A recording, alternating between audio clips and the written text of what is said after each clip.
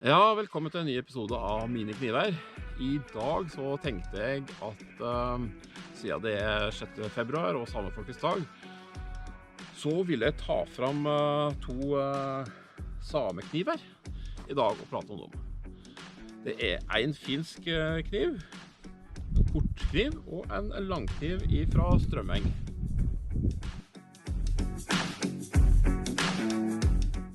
Hvis vi begynner med den korte først da, så er den her gjort av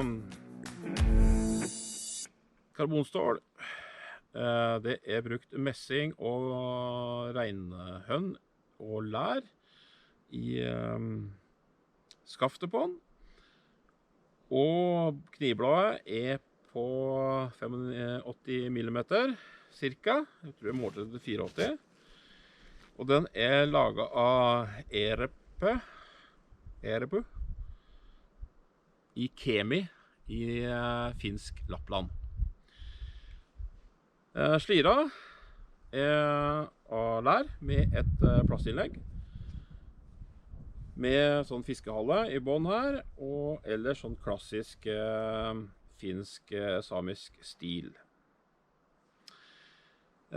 Modellen her tror jeg heter Lappinvolo og Lu, Lappinvolo Lu, og det betyr noe liksom at Lappin er same, og Volo tror jeg er spikkekniv, jeg er ikke sikker, og Lu tror jeg betyr hønn, eller bein.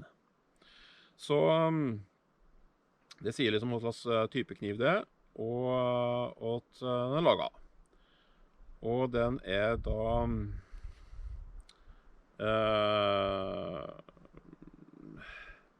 85 millimeter, det finnes forskjellige lengder på den, så dette her er en sånn mellomstørrelse. Jeg tror det er 115, kanskje er den lengste. Kniven er veldig behagelig å holde i, og den sitter veldig godt i slira. Jeg hører den klikker på plass. Og du har en sånn lærhempe som du kan henge i beltet, slik at den er lett tilgjengelig, og han er, ja, i det hele tatt. En typisk liten kniv. Den her er kjøpt på Dyrskuen av en samisk forhandler. Jeg er usikker på om Erepu har samiske aner, annet om holder til i Kemi, som er en by i samisk Lappland, nei, finsk Lappland. Og tradisjonelt da, så kan jeg vel si det at samiske kniver er innenfor samme tradisjon som finske kniver, så det er ganske stor likhet imellom dem. Og ja, veldig mange av sånne finske, samekniv-inspirerte kniver fra finske produsenter bærer litt preg av å være en sånn turistfellesak. Altså at de er kanskje laget for å se flott ut med masse graveringer på blad og alt mulig sånne ting. Og flott tilgjorte håndtak eller skaft da, og slirer. Kanskje ikke nødvendigvis sånn, det er mer sånn pyntgjenstand enn det er en praktisk bruksgjenstand. Den her er jo veldig flott med skaftet sitt, men jeg oppfatter den som en veldig velegnet brukskniv. Veldig fin størrelse, tynt, greit blad. Jeg har brukt den her masse. Det er jo en av mine favorittkniver. Det er kålstål, så jeg må holde det ved like. Jeg har pusset vekk litt rust på den og litt nå, så den er vanligvis mye mørkere i stål enn litt mer sånn hamra. Men jeg har både pusset vekk litt stål der, eller pusset vekk rust. På grunn av litt sånn litt fuktige turer på vinterstid. Og slirebæret er også preg av å ha blitt bruket en del. Jeg har hatt den her i 7-8 år, tror jeg. Fikk den til 45-årsdagen min. Og jeg fyller 53 nå hvert øyeblikk, så den er, nærmer seg 8 år da.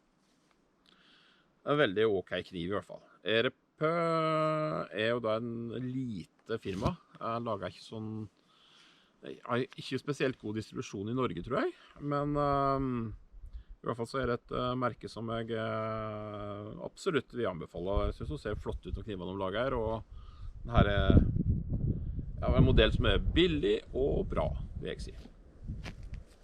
Klassikeren når det kommer til samekniver jo da selvfølgelig knivene fra knivsmed Strømmeng I Karasjok. Og denne her da faktisk kjøpt I Karasjok. Det da en stor kniv. På samisk så heter kniv, jeg lurer på det nibbas, eller noe, jeg ikke sikker. Men det kan også bruke andre navn på det, men på finsk så vil en så stor kniv kalles for lauko, og en liten kniv for pukko. Og ofte så ser man at de begrepene bruker om hverandre, og finske og samiske begreper om hverandre, og finske begreper kanskje mer vanlige enn de samiske. Men I alle fall så, I Norge så kaller vi det bare for samekniv. Og denne her jo da gjort hos Strømmeng I Karasjok, og det jo da, de da ivaretar samiske tradisjoner på en god måte. Det ser man med at de har da den samiske, fargene til det samiske flagget her oppe I filt. Slira I lær. Og det ikke noe innlegg disse her, tror jeg. Det karbonstål. Bjørkhåndtak med linolje, og så det messing. Det en ordentlig klassiker, og jeg tror alle nordmenn har et veldig godt forhold til den type kniv. Dette her vel kanskje den lengste, den her 9-tommer-varianten. Det finnes forskjellige lengder. 2 forskjellige utgaver også. Du har en sånn old fashion, OF-versjon, der du har, I stedet for linolje, så bruker de tjære for å impregnere bjørka. Og så har de I tillegg blånert stål, slik skal tåle litt mer rust da. Men da likevel så den krever vedlikehold. Dette her jo en sånn litt sånn multiverktøy som kan brukes til litt av hvert. Og den veldig god å hugge med. Og jo, tenker du inn på vidda da, så det jo ikke så mange store I tre. Det mye kratt, bjørkekratt og slike ting, og denne her jo da veldig egnet til å hente ved fra slike ting. Men også til å lage påler når du skal sette opp en lavvo eller sånne ting. Han gjør jobben til en liten øks også. Jeg har ikke brukt den her så veldig mye. Jeg har nok, jeg har nok en litt sånn,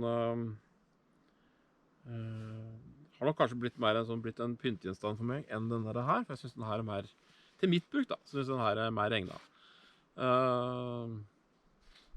Men dette her jo en flott kniv til sitt bruk. Men jeg kanskje ikke så mye I det miljøet der det naturlig å bruke slik type kniv kontra en sånn type kniv. Men I alle fall, disse her da gjort I Karasjok, norsk produsent. Oppfordrer alle nordmenn til å kjøpe en samekniv og bære den på samefolkets dag. Det samefolket har opplevd mye negativt I siste 150-200 årene. Før det fikk de være litt mer I fred. Men de var selvfølgelig utnyttet på sitt vis da også, men uansett så har de I senere år fått tilbake mer stolthet over egen kultur og tradisjon. Og jeg tror veldig mange nordmenn, I hvert fall her noe sørover, synes det litt kult med samer. Så jeg oppfordrer alle til å kjøpe en og ha og bære en samekniv på samefolkets dag. Være seg en liten en eller en stor en. I tillegg til disse produsentene her så finnes det mange andre. Vi vil også nevne Karesuando-kniven fra Sverige, som også, slik jeg oppfatter det I hvert fall, I den samme formspråket. Men strømmeknivene kanskje de mest tradisjonelle av dem alle sammen.